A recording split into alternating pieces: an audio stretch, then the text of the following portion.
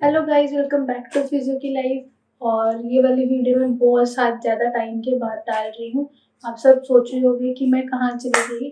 तो मैं अपने इंटर्नशिप पीरियड पर थी और उस पीरियड के अंदर मुझे टाइम नहीं लगा वीडियोस रिकॉर्ड करने का। दैट्स व्हाई मैं रिकॉर्ड नहीं कर पाई। एंड नाउ मैंने सोचा कि एक वीडियो मैं आप सबके लिए बना देती हूँ जिसके अंदर मैं आप सबको बताऊंगी कि बेसिकली फिजियोथेरेपी इंटर्नशिप के अंदर क्या कुछ होता है एंड क्या कुछ प्रोसीजर्स होते हैं, क्या कुछ आपको सीखने को मिलता है।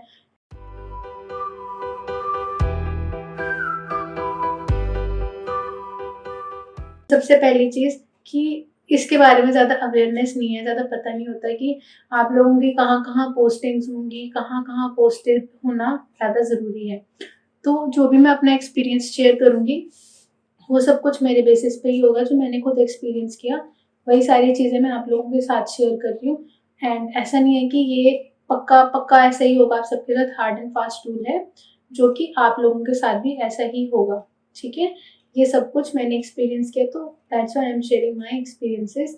सो फर्स्ट ऑफ ऑल, जब भी आप लोगों की इंटर्नशिप लगती है, इंटर्नशिप लगने के लिए सबसे पहली चीज़ जो बहुत ज़्यादा ज़रूरी होती है, वो होती है कि आपके पिछले सारे एग्ज़ाम्स क्लियर होने चाहिए, कोई भी बैकलॉग नहीं होनी चाहिए। एंड सारे एग्ज़ाम्स आपके क्लियर होंगे तभी आपको एक एनओसी दिया जाएगा आपकी यूनिवर्सिटी की तरफ से, जिसके अंदर होगा कि yes you are now eligible to be a intern at a hospital. तो किसी भी हॉस्पिटल में आप लोग खुद जाकर भी इंटर्नशिप ले सकते हैं या फिर आपकी यूनिवर्सिटी, आपका कॉलेज आपको वो प्रोवाइड करवा सकता है, ठीक है? एंड सबसे ज़्यादा ज़रूरी होता है कोई भी इंटर्नशिप लेने के लिए कि हॉस्पिटल कौन-सा है। तो मल्टी स्पेशलिटी हॉस्पिटल रिक्वायर्ड होता है। Either it is a government hospital या फिर प्राइवेट हॉस्पिटल है, दैट डज़न्ट मैटर। बस वो मल्टी स्पेशलिटी हॉस्पिटल होना चाहिए और वो 100 bedded hospital, at least 100 bedded hospital तो होना ही चाहिए, ठीक है? एंड ये सारी चीज़ें रिक्वायर्ड होती हैं, जो बेसिक चीज़ें होती हैं, ठीक है? और अब हॉस्पिटल कोई भी हो सकता है। और कौन से डिपार्टमेंट्स आप लोग देखते हो अपनी 6 मंथ्स की इंटर्नशिप के अंदर, तो वो सारे डिपार्टमेंट्स मैं आपको बताती हूँ। सबसे पहला होता है ऑर्थोपेडिक डिपार्टमेंट। ऑर्थोपेडिक डिपार्टमेंट के अंदर आप लोग सारे के सारे ऑर्थो के केसेस देखते हो। आरटीए के केसेस आते हैं, रोड ट्रैफिक एक्सीडेंट के केसेस आएँगे, सर्जरीज़ के केस आएँगे, बहुत तरह के ऑर्थोपेडिक्स के केसेस आते हैं, वैरायटी ऑफ केसेस। तो वो सारे केसेस आप लोग देखते हो, ठीक है? तो जो दूसरा डिपार्टमेंट है जहाँ पे आप सब पोस्टेड होगे, वो होता है न्यूरोलॉजी। तो न्यूरो का जो डिपार्टमेंट है वहाँ पे you see variety of neurology patients, चाहे वो स्ट्रोक के पेशेंट हो और कोई सर्जरी हुई हो, उनकी स्पाइन की सर्जरी हुई हो, ब्रेन सर्जरीज हुई हो, तो basically all those cases come under neuro, ठीक है?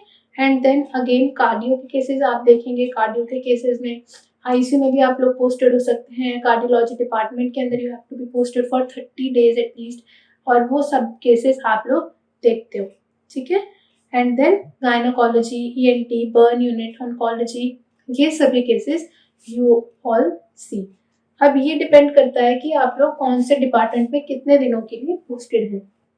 देन पीडियाट्रिक्स, नियोनेटोलॉजी, ठीक है, पिक्को, निक्को, इन सब में you have to be posted for at least 15 days. And then general medicine, general surgery, ICU wards, general wards, यहाँ पे आपको एटलीस्ट 30 डेज की पोस्टिंग चाहिए। अब आईसीयू भी बहुत तरह का होता है in a multi speciality hospital. It can be a NICU, NICU मतलब न्यूनेटल आईसीयू, ठीक है? It can be a MICU मतलब कि जो मेडिकल केसेस आते हैं सर्जरी के बाद, या फिर जो जनरल मेडिसिन वाले ज़्यादा केसेस होते हैं ना, वो आईसीयू मिक्को में मोस्ट ऑफ द टाइम्स जाते हैं। जैसे कोविड का कोई केस है सपोज, या फिर कोई एब्डोमिनल सर्जरी हुई है, इस टाइप के जो केसेस हो गए। एंड देन सिक्को, सिक्को में most of the time surgery के बाद जो केसेस हैं वो सिक्को में जाते हैं, ठीक है? And then the most important thing is the physiotherapy OPD. OPD के अंदर भी एटलीस्ट 30 दिन की पोस्टिंग रिक्वायर्ड होती है। हर हॉस्पिटल का, या फिर आप बोल सकते हो हर यूनिवर्सिटी के कुछ रिक्वायर्ड आवर्स होते हैं, बट एटलीस्ट 900 आवर्स की आपकी इंटर्नशिप होनी चाहिए। 900 से ज़्यादा भी हो सकती है, बट 900 से कम नहीं होनी चाहिए, ठीक है? एंड ये सब कुछ होता है। After completing your internship you get a internship completion certificate. When you get a internship completion certificate, उस सर्टिफिकेट को you have to deposit in your university and with a research project, अगर आपकी university के अंदर research project required है तो, और फिर उस उन दोनों के बाद you get a provisional degree और अ प्रॉपर डिग्री। सो ये प्रोसेस होता है इंटर्नशिप का। और इंटर्नशिप के अंदर ही मोस्ट ऑफ द टाइम्स हम लोगों को हैंड्स ऑन प्रैक्टिस आती है, बहुत कुछ सीखने को मिलता है, और यही सब कुछ इंक्लूडेड होता है when you get in a hospital. क्योंकि आप जब हॉस्पिटल में जाते हो तो वो बिल्कुल चेंज एनवायरनमेंट होता है। जैसा हम लोग बुक्स में पढ़ते हैं सिम्टम्स या clinical features of a condition, वैसे most of the times patient के अंदर नहीं भी आते। तो वो सब कुछ सीखने को और देखने को मिलता है while you are a intern there.